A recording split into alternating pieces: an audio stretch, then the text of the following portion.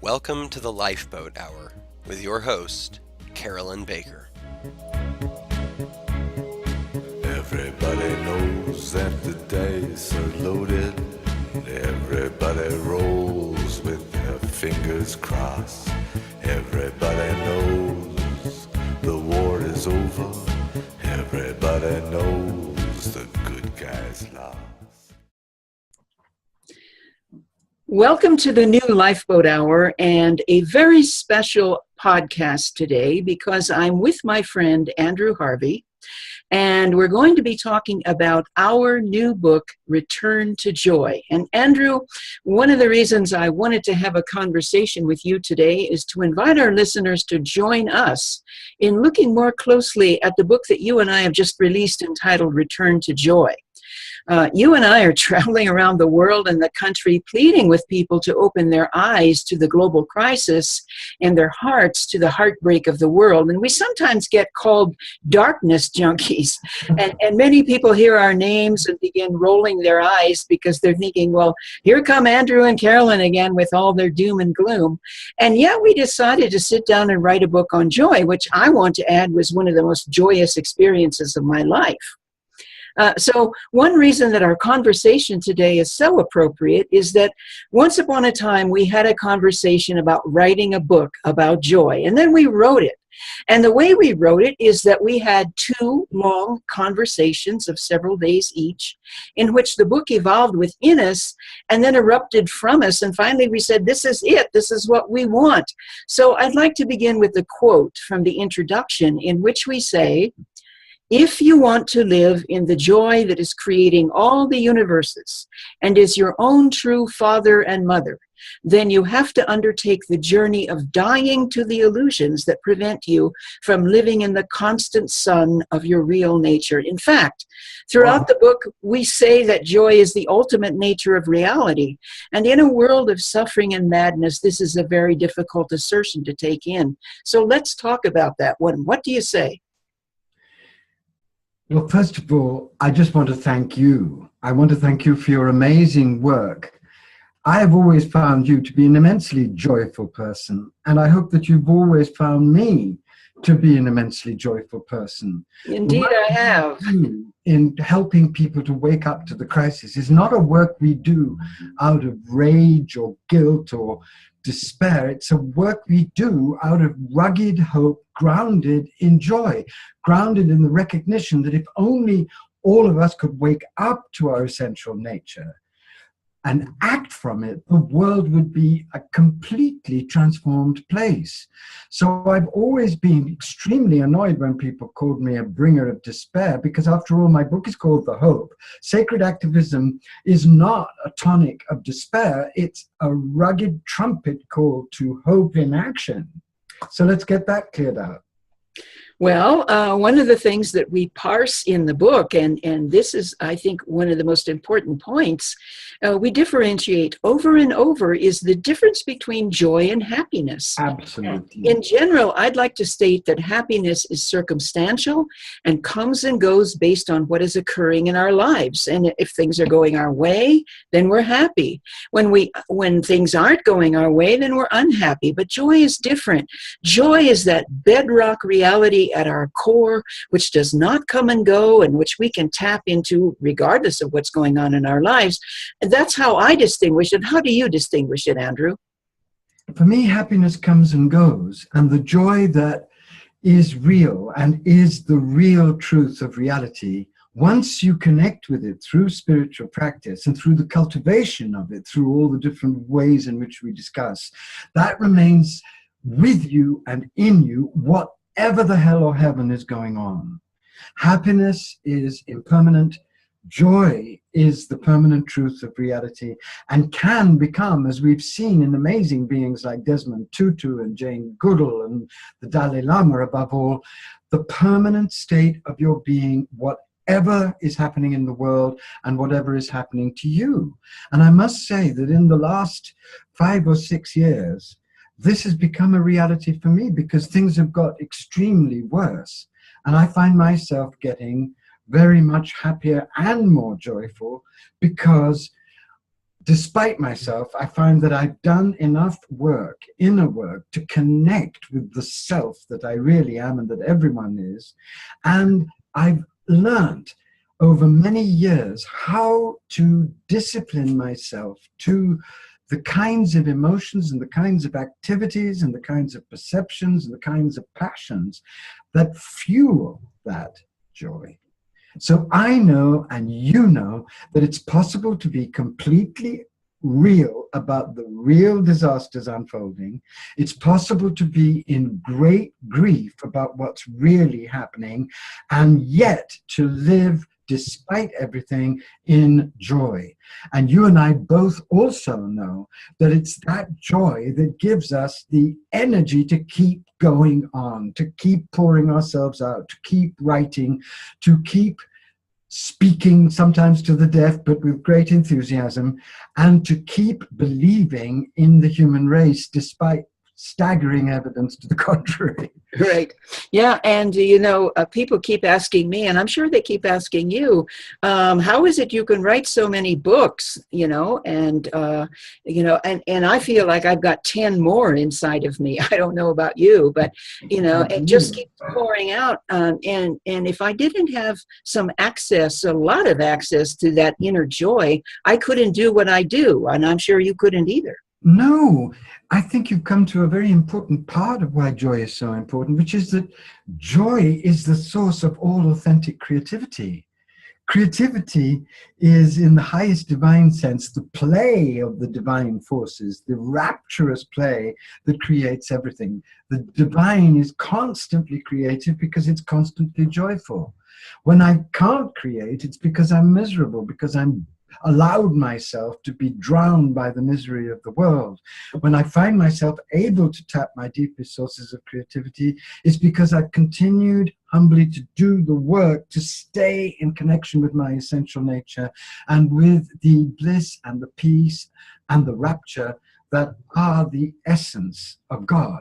All mystics of all traditions have had the same experience. When you awaken to what the divine is, by whatever name you know it, you awaken to three linked things. You awaken to a permanent, blissful, tender peace that is the ground of everything. You awaken to the fact that everything is created out of that beautiful, holy, white light that is that divine consciousness. And you awaken to the fact that that lives in you as your essential you, and that you always have access to it if you slow down and do the inner work and reconnect again and again and again and again with what you really are.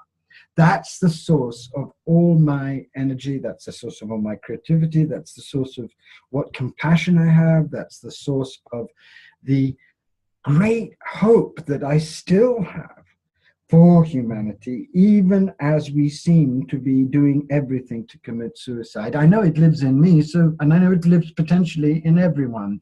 Yes. And my job and your job in this book and in all the work we do is to call that out so that people can rise to the challenge of this time. And instead of rising to the challenge out of fear and anxiety and despair and guilt and shame, all the things that afflict so many people, why not try arising out of this deep joy? Why not try arising out of the great energy that comes from this great joy? Why not try creating out of this joy? I remember once years ago going to hear a great composer called Michael Tippett, whom I love, a great classical composer, talking about his music. And his music is shatteringly, intensely ecstatic. It's like the music of Messiaen or of Bach. And he said, look, when you come to an age of chaos, make images of order. When you find yourself in an age of despair, make images of joy. When you find yourself in an age of paralysis, make images of dynamic, ecstatic movement. So that, I feel, is really part of why this book is so important to us as sacred activists. Because you and I know that activists are threatened by misery, threatened by paralysis, Oh, yes. threatened by savage doubt at the whole human enterprise. And unless now those who are really turning up to address the challenges of the world, make the effort to find and cultivate this deep dynamic joy, their efforts will simply run aground on the sand of desperation. Well, thank you for that, Andrew. And you know, I want to really emphasize that this book is not a book of fluff. Now, it's a somewhat short book compared to... I don't do fluff, alas, which is why we're still living on cardboard and yogurt, but that we like it, so that's fine. Well, the important thing is, you know, this isn't a fluffy book that you read on some afternoon when you just want to be entertained. You know, as with all of our books, it's sort of a workbook. And in our introduction, we also offer a structure for accessing joy, the joy of our inner core, when we lay out 4 things that are required if we want to live in the joy that the greatest teachers and servants of humanity have lived in.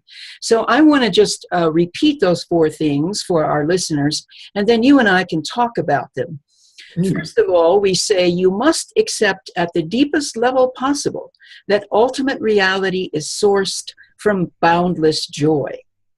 Secondly, you are called to do the rigorous work of understanding the shadows of your past and the psychological labor of clearing the clouds from your essential sun.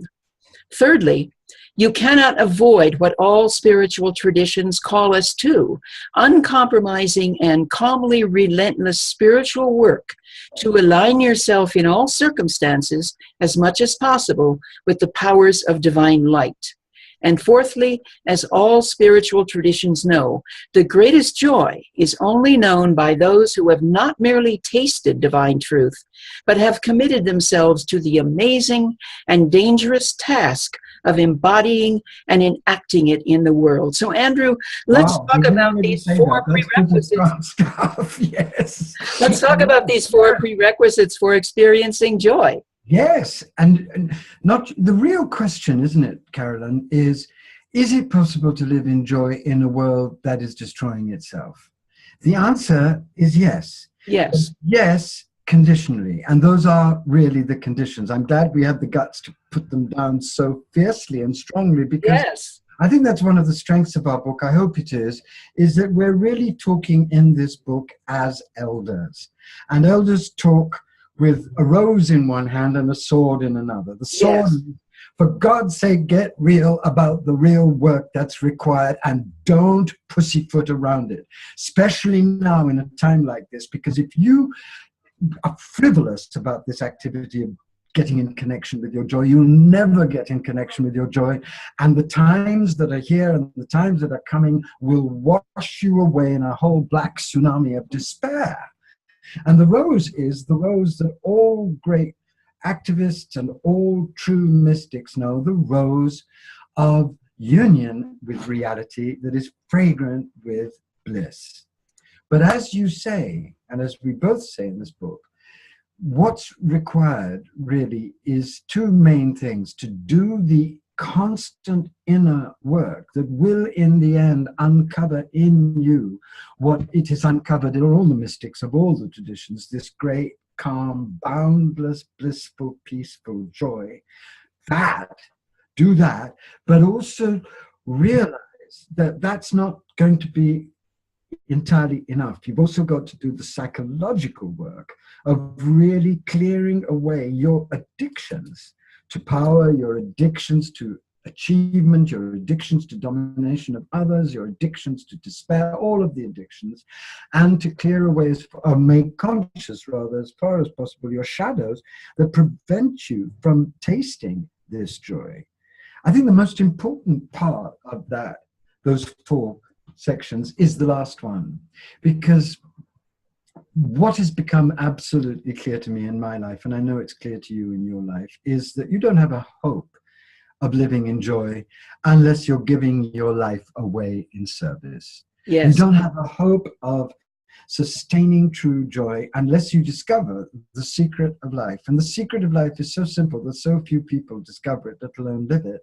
And that is that you're here on the earth to realize your true nature and then to give away your gifts in service to the divine plan to recreate the planet, to recreate humanity.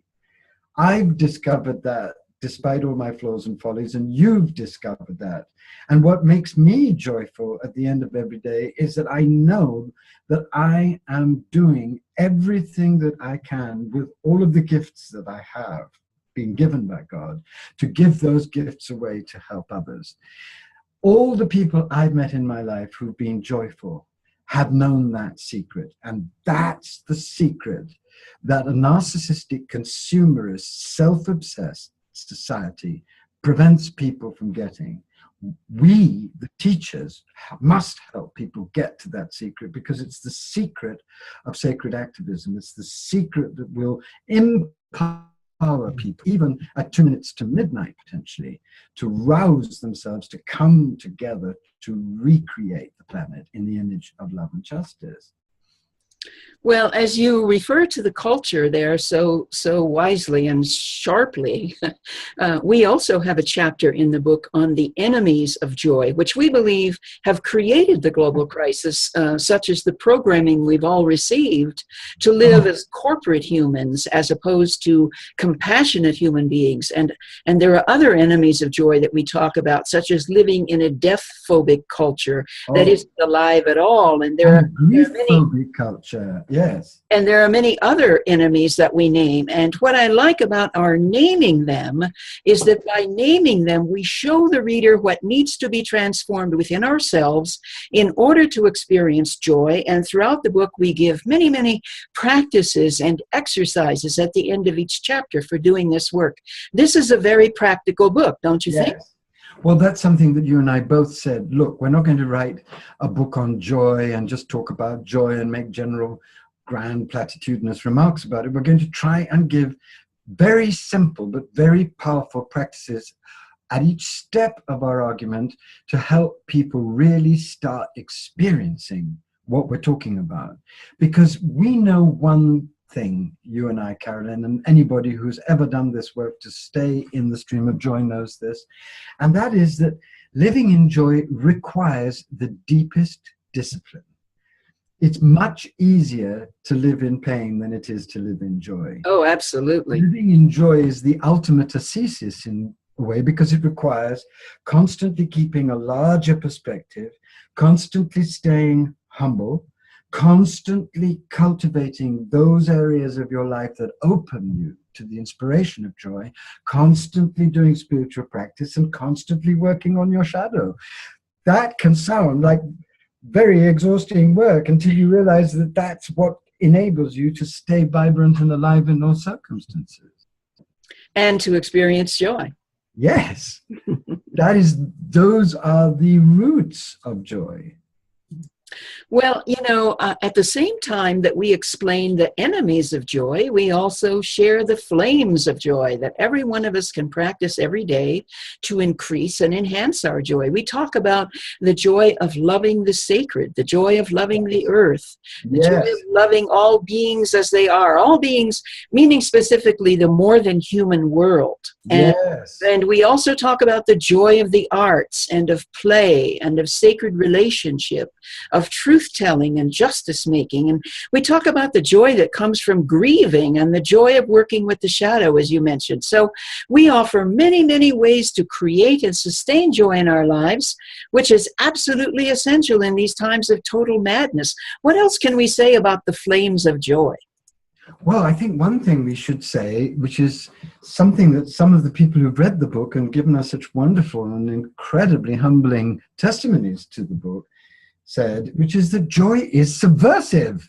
Yes. A culture that trades on fear, that keeps people anxiously treading the hedonic treadmill, anxiously concerned about every aspect of their lives. To commit yourself to joy is an act of rebellion against all the forms of a culture that is grounded in irony and control. Yes. And joy is the source of all revolutionary activity. It's not just seeing how wrong things are, it's knowing that at the deepest level they could be so astoundingly right, if only we had the courage to peel away the illusions and the addictions that prevent us from living in this humble, divine joy. So, Andrew, I think the red thread that runs through the book, as they say, is the utmost importance of doing the spiritual and emotional work that's necessary in order to distinguish joy from happiness and to experience the fullness of real, authentic joy. What else do you think makes our book unique and unlike many other fluffy books on joy? Well, I think the real thing that makes it unique, Carolyn, is that you and I are very upfront about our vision of where we are. We're not saying that if you become joyful, you're suddenly going to become rich, thin, and live forever. We're not saying that if you become joyful and act from joy, all of this madness is suddenly going to evaporate. We are saying, on the one hand, it could very well be that we are in a terminal apocalyptic crisis, which is going to get horribly worse before it ends in total destruction. We're saying that that's a possibility. We're facing that. And while facing that, we're still giving a tremendously joyful transmission of how to live. So I feel what makes this book unique is that whatever now unfolds on the planet, I believe that this book will help whoever gets to it live in as much joy as possible. And that, to me, makes me very happy. Well, I couldn't agree with I've just said. Does that make sense to you? Oh, absolutely, absolutely. And, you know, we are so indebted to some of the wonderful, wonderful people who've given us phenomenal endorsements, as you mentioned a moment ago. And we're also deeply grateful to Frances Weller, psychotherapist from Santa Rosa, California, who wrote a stunning, gorgeous foreword to the book, who really lays out, I think, the core of what we're talking about. And I so appreciate Francis and his work in the world because, like we do, he beautifully blends the opposites of grief and joy. So I'm deeply grateful to Francis and to all of our endorsers. Well, I don't think we could possibly go out with a more glowing set of endorsements from people whom we love and whom we take seriously. So this is a tremendous moment for me and a tremendous moment for you, I think, to be talking about this book at this time when the election looks as if it might go to Trump. My God, we might be living in Trump world when we'll need joy as the source of our action like oxygen. So let's get going. And I do hope that everybody listening to this will buy this book. What I love about this book too is that it's short. Yes. We worked very hard to get it as short as possible. I love what Mark Twain said. I wrote you a 10-page letter because I didn't have time to write you a 5-page one. Right. What we wanted is to put in maximum 110 pages the essence of everything that you and I have learned on our journey as a gift to everyone at this moment. Anyone on any stage of the path who is willing to open can get something very real from this book. And even very advanced practitioners and very advanced spiritual activists will have so much of what they already know confirmed and enhanced in this book. So I feel that we really honored our task as elders to produce a book that wastes no words, is absolutely as clear as it can be, both about the agony and the possibility, and is absolutely practical in how it guides people to empower themselves with joy in the center of their lives. This is a dream come true for me. So thank you for being my midwife. 2 gay people have a child. This is a book. Yes. And so we invite all of our listeners to read Return to Joy. I thank you so much for what you just said about that. Return to Joy, because it utilizes the many practices and exercises that we've learned and have been helpful to us over the years to help you cultivate and embolden your discovery that joy is really the ultimate nature of reality. It's available on Amazon, at the Barnes & Noble website, and through your local bookseller. Thank you, Andrew, for sharing this time with me today. What a joy. What a joy. Thank you for joining us today. You can hear all podcasts and learn about Carolyn Baker's other works at www.carolynbaker.net. Her daily news digest is available by subscription and is delivered to your inbox 7 days per week with real news on economics, environment, geopolitics, civil liberties, and cultural issues, plus links to articles on inspiration and resilience. Come sail with us again next week on the Lifeboat Hour.